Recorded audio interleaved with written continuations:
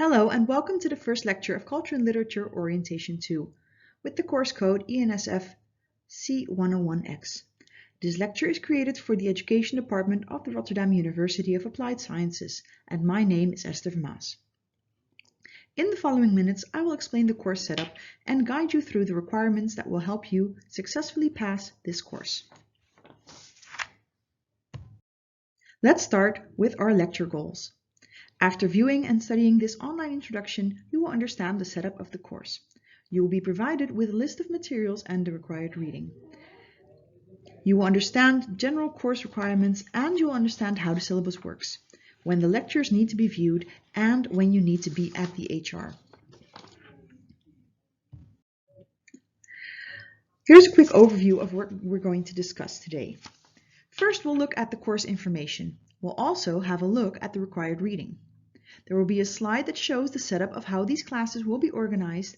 We're also going to look at the timetable and setup for this course. We'll finish off with some final notes. During Culture and Literature Orientation 2, we will be reading and analyzing different types of poetry and prose. In order to successfully work your way through the materials, you will need to learn basic literary terminology that you can also recognize in the works. You will train your critical thinking abilities and apply that concept to the works of fiction by means of creative and written assignments. What this means is that whenever we discuss a literary work, you will not be asked to give summaries of chapters like you probably did in secondary school, but instead you will have to look beyond the written word and study and analyze the choices that were made by the authors.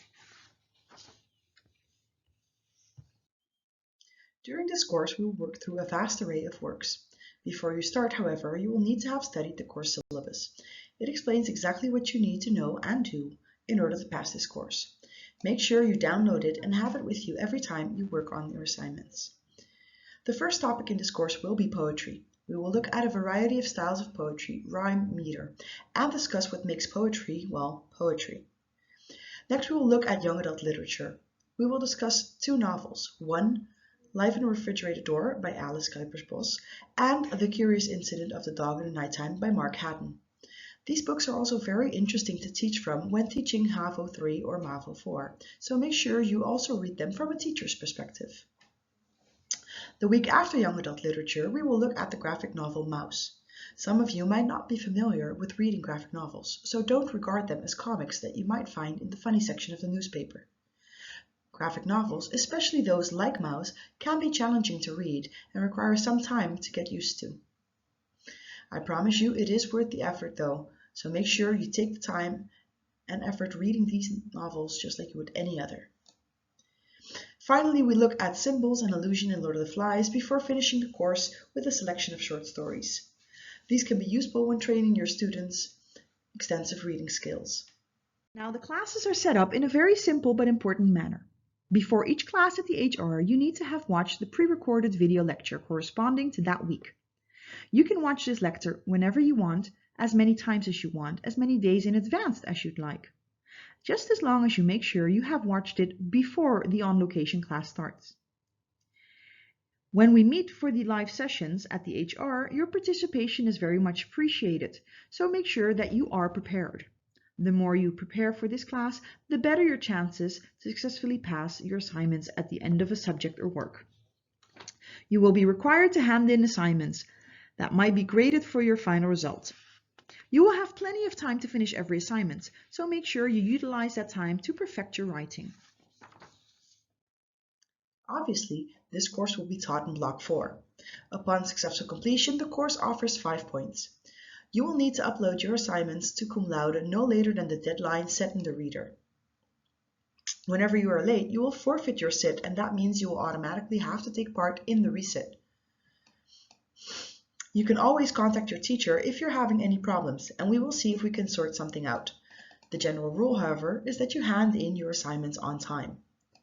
Note that if you miss the deadline, it is still important to attend the other classes as you need that information to pass the resit. The summative essay assignment will be written in a classroom setting in the first test week of Block 4. Upon completion of all the assignments, the teachers will choose one random creative assignment to grade and your essay. Your final grade will be based on these 2 assignments. If you do not meet the requirements and therefore fail, you will be provided with written feedback that will help you improve your writing in order to pass during the resit. Note that the resit assignment chosen, the creative one, may not necessarily be the same as the regular sit. So it might be helpful to apply the feedback to all your creative assignments. Deadlines are usually the Friday 8 a.m. after the assignment was given, so 1 full week later.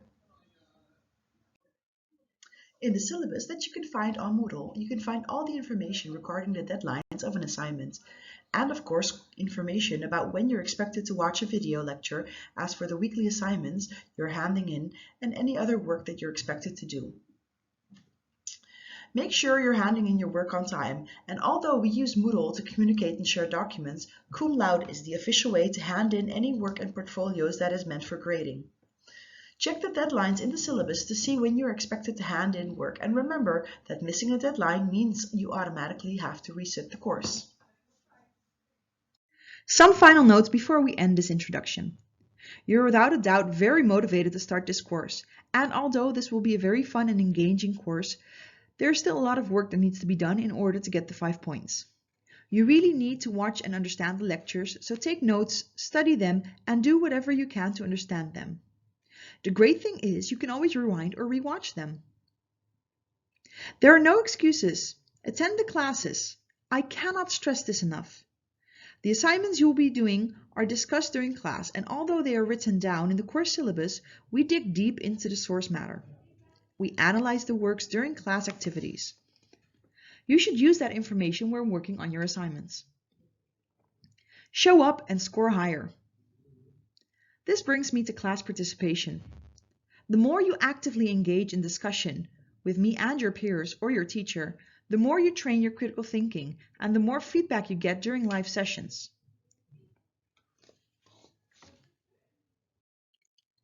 We have reached the end of the first lecture. If you have any questions, be sure to bring them to class.